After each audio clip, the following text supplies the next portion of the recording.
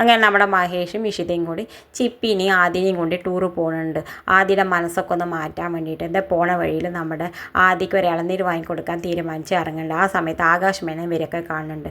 എന്തായാലും അവരൊക്കെ പോയ ശേഷം ആകാശ് മേനൻ എല്ലാം ഇറങ്ങിയിട്ട് ഇളനീര് കടക്കാരനോട് ചോദിക്കുന്നുണ്ട് എവിടേക്ക് ആ ഫാമിലി പോകണമെന്ന് ചോദിക്കുന്നുണ്ട്.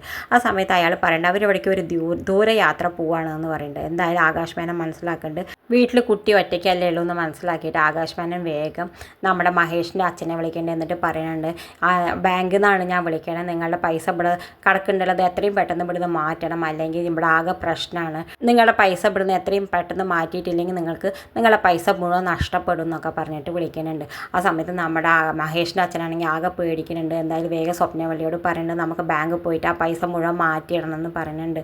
എന്തായാലും സ്വപ്നവല്ലി നേരെ ചെന്നിട്ട് നമ്മുടെ മഞ്ജിമോട് പറയുന്നുണ്ട് ഞങ്ങൾ ബാങ്കിലേക്ക് ഒന്ന് പോകണ്ട, നീ കുട്ടിയെ നോക്കുമോ എന്ന് ചോദിക്കേണ്ട. മഞ്ജിമ പറയണ്ട നിങ്ങൾ പോയിക്കോളൂ, എത്രയും പെട്ടെന്ന് പൈസയൊക്കെ മാറ്റിയിട്ടോളൂ, ഞാൻ കുട്ടിയൊക്കെ നോക്കിക്കോളാം എന്ന് പറയണ്ട. എന്തായാലും ആകാശ് മേനോന് എല്ലാവരെയും ഒഴിവാക്കണം എന്നായിരുന്ന പ്ലാനായിരുന്നു, അത് അയാൾ ചെയ്യിച്ചു. എന്തായാലും എല്ലാവരും പോയതൊക്കെ അയാൾ മെല്ലെ കുട്ടിയുടെ അടുത്തേക്ക് വരുന്നുണ്ട്.